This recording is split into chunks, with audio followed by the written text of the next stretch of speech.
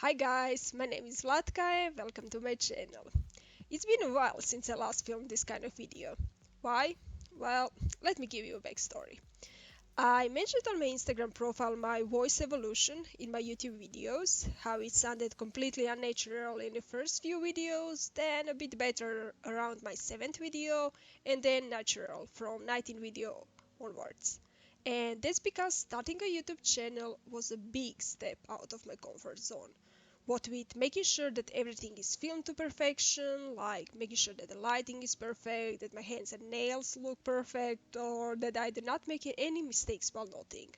Then edited to perfection, that nothing is too fast or too slow, that video is not too long or too short, and that it's both entertaining and informative. But the biggest issue for me was recording my voiceover. And since English is not my first language, I made extra effort to not sound funny, to make sure I pronounce everything right, that I do not make any grammar mistakes, and so on. And all of that was making me super anxious. Thus, my voice sounded completely unnatural. You see, I was thinking about starting a YouTube channel long before I actually started it, but I would always end up comparing myself to all the other similar channels, those big names, and how perfect and natural and all of them were, and then end up getting discouraged and giving up. I was scared to put myself out there because I feared people will make fun of me, that nobody will watch my videos, that nobody will find them useful, and had 100 other doubts and reasons why I should not do it. All in all, I was scared I would be a complete failure.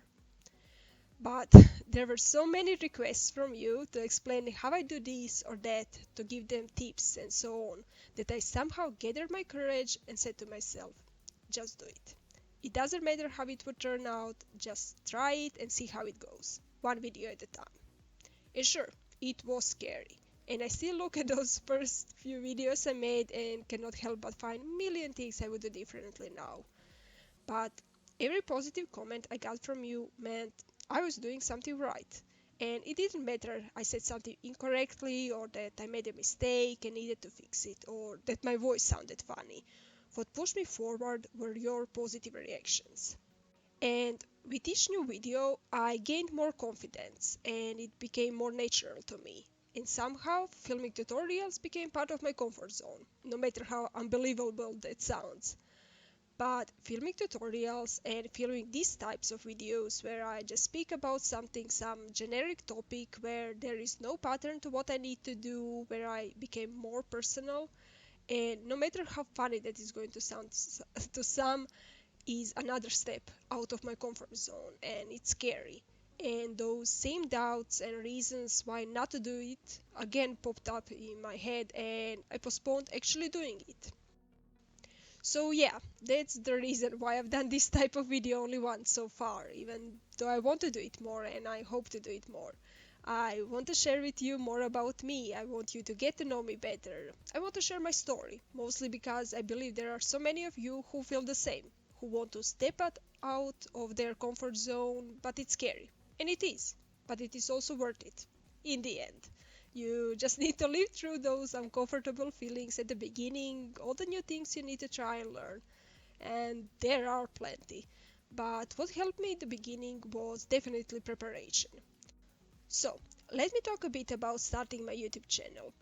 First, I decided what kind of videos I would like to share, and for those of you who want to start their friendship bracelet channel but do not know where to start, I would recommend first deciding what kind of videos you'll share on your channel. You can, of course, expand in the future and add more video types later, but in the beginning, it helps sticking to one type of video, step-by-step tutorials in my case, because it makes the job easier. Some other ideas for videos I had were not with me videos, where you knot a bracelet or a keychain or a wall hanging and talk to your audience about specific topics. Or you can just do a time lapse of you knotting with some music over it, no talking. Or you can even try making a step-by-step tutorial without a voiceover, with explanations, but maybe a text on the screen with explanation. Or go in a completely different direction, it's up to you. Anyway, once you've decided what kind of videos you'd like to do, film and edit a few videos before you actually start the channel. I decided not to complicate much with editing because I was already so stressed because of all the other things. So I used editing program I had on my PC called Video Editor, which is available for free on Windows, which is actually really easy to use. I think I watched one YouTube video how to use it and was ready to use it. And for the music I use in my videos, I used license-free music available in YouTube Music Library because it was the easiest way not to break any law in the process of learning what I'm doing. And when it came to voiceover, instead of explaining how to note and follow the pattern at the same time while filming the step-by-step tutorial, I decided to do voiceover separately. So once I filmed and edited the video, I would record myself explaining the steps to make the bracelet and edit to the video.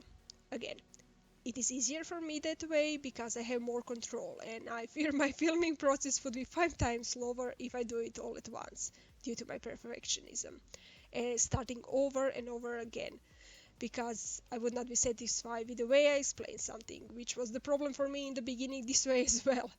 I am using a voice recorder app on Windows to record my voiceover and headphones to do so. And I would end up filming a voiceover for a 50-minute video for 2 hours because I would start over and over again when I made a mistake or wasn't satisfied with how I said something. Again, English is not my first language, so I put extra pressure on myself because of that. These days, on the other hand, I do not try to film everything in one try. Even if I end up making a mistake, I will just cut it out from the voice recording later, or record again only that portion of the video, not do it all over again. In the end, try a few ways and decide what works best for you. And remember, you do not need to be perfect, nobody is.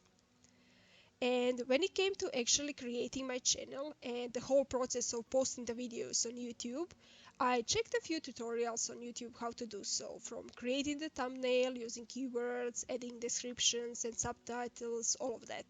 And there are plenty of tutorials you can check on YouTube. I mostly stick to Catherine Manning channel because she has it all explained in details for a dummy like me.